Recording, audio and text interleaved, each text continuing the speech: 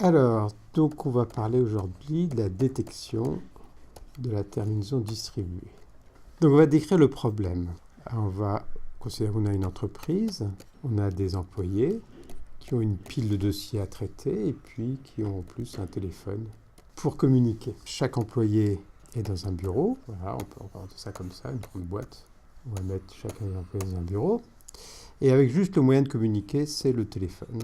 Un employé peut fait son travail, c'est-à-dire traite la pile de dossiers, mais éventuellement il peut aussi envoyer un coup de téléphone pour donner du travail à quelqu'un d'autre, à un autre employé. Mais il peut aussi recevoir un coup de téléphone et faire le travail de quelqu'un d'autre. Et donc voilà, quel est le problème? Le problème, c'est que l'entreprise a décidé de faire mieux que les 35 heures. Et donc la règle, d'édicter une règle, un employé peut rentrer chez lui quand il n'aura plus de travail à faire. Voilà, alors bien sûr c'est un petit peu plus... Ce qui est un peu compliqué, c'est que même si l'employé voit qu'il a fini de traiter sa pile de dossiers, il peut recevoir un travail supplémentaire qui lui vient de quelqu'un d'autre. Et donc, le problème, c'est, pour pouvoir appliquer cette règle-là, il ne faut pas seulement savoir qu'on a terminé son travail localement, mais il faut aussi savoir que tout le monde a travaillé son travail localement. C'est le problème de la terminaison distribuée, qui veut dire que tout le travail, donc le problème global, est terminé. Voilà, alors on va essayer d'être un tout petit peu plus précis ou formel. Ok, donc soit I, un employé, il y a une variable, T indice I, qui indique que, qui est vrai, si et seulement si I a terminé son travail local. C'est-à-dire que pour l'instant, la seule chose qui peut lui arriver, c'est recevoir un coup de téléphone qui va lui donner du travail. Voilà, donc ça c'est TI, donc on va écrire un peu formellement ce que fait l'employé. Et bien, si il n'a pas terminé son travail local, eh ben, il peut faire son travail. Et puis, une fois, un moment ou un autre, il peut l'avoir fini. Et donc, TI passera à vrai. Il peut aussi toujours, s'il n'a pas terminé son travail, téléphoner à quelqu'un d'autre. Voilà. Et il peut, enfin, dans tous les cas, qu'il ait terminé ou qu'il n'ait pas terminé son travail, donc dans tous les cas, il peut donc recevoir du travail de quelqu'un d'autre.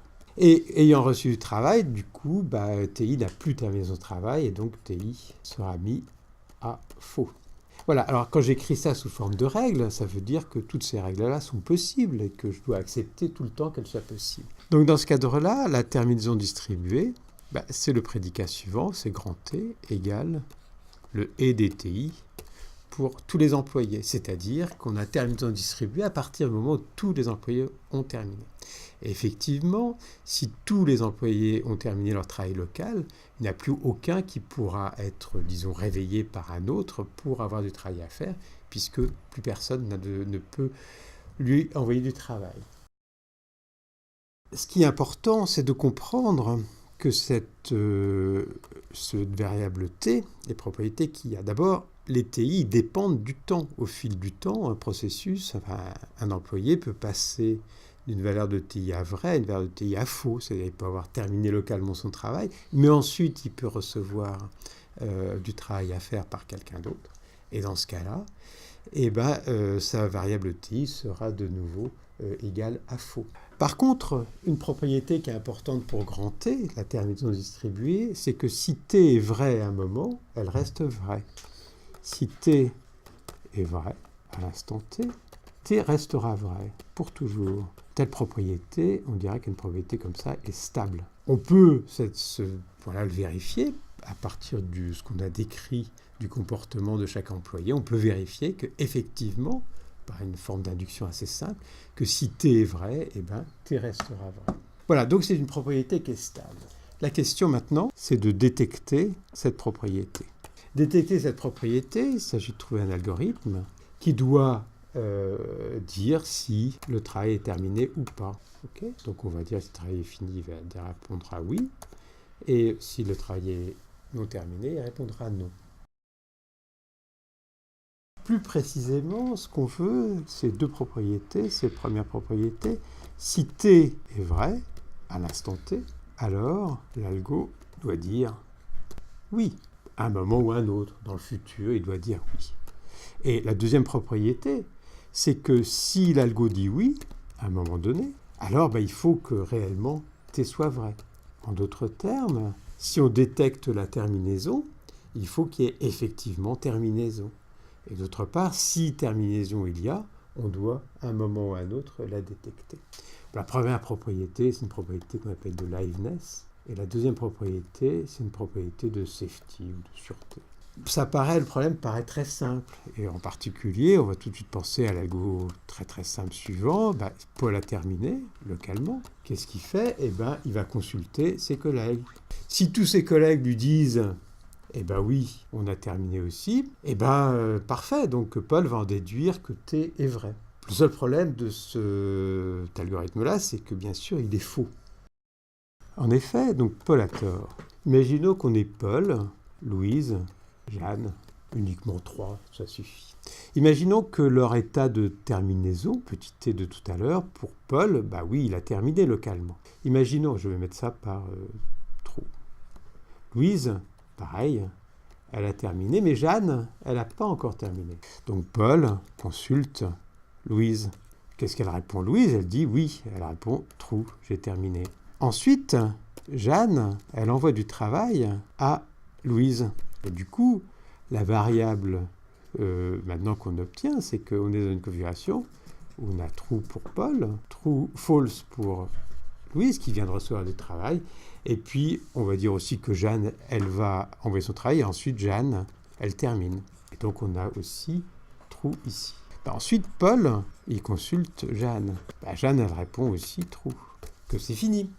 Et donc là, ici, effectivement, Paul, il a consulté tout le monde, il a reçu de tout le monde la réponse comme quoi il a terminé localement ce travail. Et pourtant, là, ici, bien sûr, la terminaison distribuée n'est pas encore réalisée, puisque, par exemple, Louise, au moins, elle, a encore du travail à faire et peut éventuellement donner du travail à Paul ou à Jeanne ici. Et donc, le pauvre Paul sera licencié, puisqu'il n'a pas respecté la règle.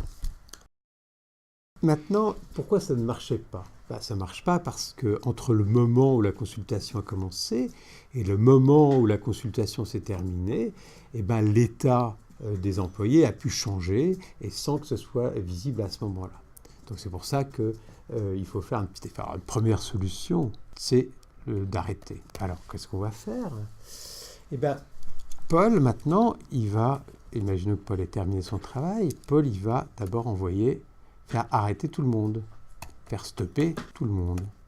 Ensuite, dans un premier temps, il va consulter tout le monde. Ok, donc voilà, il y a Paul qui fait ça, qui envoie un message de stop d'abord à tout le monde. Quand les gens reçoivent le message de stop, ils vont arrêter leur travail usuel et ils vont attendre le deuxième message de Paul qui va leur poser la question. Ok, bon. À ce moment-là, ce qui est important de voir, c'est que Paul il n'enverra ce deuxième message qu'après ce temps-là, T0. Et donc, ce qui est intéressant, c'est que si, à la consultation après, tout le monde répond qu'il a terminé localement, il se trouve que à l'instant T0, on avait bien la propriété grand T qui était vraie. Et donc, la terminaison ici a été correctement détectée par Paul, si tout le monde a répondu à la truc. Bon, le seul problème, c'est que, donc là, on a vérifié en tout cas la propriété de safety de tout à l'heure. Et pour la liveness, on en parlera après, mais la liveness est moins importante. Et donc là, ici, on ne détecte pas de fausse terminaison. Le seul problème, c'est que pour faire ça, on a arrêté tout le monde. Et donc, c'est quand même pas très très efficace si pour savoir si on a terminé son travail, si tout le monde est obligé de s'arrêter, même provisoirement. Au lieu de faire ça, on peut faire des consultations successives. Paul, il pose la question, depuis la dernière consultation, avez-vous été toujours dans l'état terminé localement? La question est un petit peu différente de tout à l'heure, c'est pas est-ce que vous êtes dans l'état terminé, mais est-ce que vous étiez dans l'état terminé depuis la dernière fois? Et donc là aussi, c'est facile de vérifier qu'en fait, c'est pas très différent de l'algorithme qu'on a arrêté tout à l'heure, et dans lequel, maintenant, effectivement, si Paul reçoit que des réponses positives, alors la terminaison est bien réalisée, puisque, pour la même raison, Ça veut dire qu'il va y avoir un instant, qui est disons le dernier endroit de la consultation précédente, à cet instant-là dans le temps où tous les employés étaient simultanément dans l'état terminé. Et donc, grâce à la propriété de stabilité de la propriété T, elle est encore dans ce cas-là. Alors, je n'ai pas parlé de la liveness, mais ce n'est pas très compliqué. On peut imaginer que régulièrement, chaque fois, Paul va réenvoyer, recommencer une consultation s'il est dans l'état terminé. De cette façon-là, s'il le fait régulièrement, il y a bien un moment, si tout le monde est dans l'état terminé, où on va détecter le fait que tout le monde est terminé. Maintenant, une dernière petite amélioration sur les consultations. On a vu que la consultation n'a pas tellement été précise la manière dont ça se passait, mais une façon relativement intelligente de faire, c'est d'organiser tous ces employés sur un anneau, comme ça, où à chaque fois ils communiquent avec leurs voisins. Alors, une communication, c'est un téléphone, c'est une communication dans les deux sens. Et là, sur un anneau, on va en fait faire circuler un jeton correspondant à cette consultation. Très essentiellement, c'est ça. Donc, si le jeton fait 2 tours complets, avec tout le monde qui dit « Ah ben non, j'ai rien fait », ou si le jeton dit depuis la dernière fois, ou plus exactement, si depuis le dernier passage du jeton, j'étais dans l'état terminé, avec cette question-là. Donc là, ici, on arrive à détecter la terminaison. Pour l'essentiel, après, il y a quelques petites améliorations, c'est l'algorithme de détection de la terminaison distribuée de Dijkstra. Alors, maintenant, on peut se poser la question de quelles sont les hypothèses qui étaient importantes. Là, ici, il y avait le téléphone. C'est le fait qu'on pouvait utiliser uniquement le téléphone.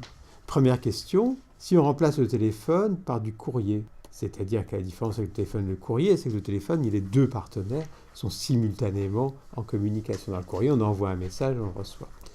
Comment on peut faire? Est-ce qu'on peut résoudre le même problème de cette façon-là aussi? Bon, la réponse est oui. Simplement, la réponse est un petit peu plus compliquée. On va par exemple envoyer des accusés de réception, on va faire d'autres algorithmes si possible. Plus généralement, qu'est-ce qu'on a fait ici? On est parti d'états locaux de chacun des employés ou des processus. On a essayé de construire un état global du système par lequel le système passait. L'état local, c'est les TI, et l'état global, c'est le EDTI, là qui lui est global. Et donc c'est un problème très général qui, en apparence, là, était très simple. On a vu que ce n'était pas aussi simple que ça à résoudre, et c'est un problème caractéristique de l'algorithmie distribuée.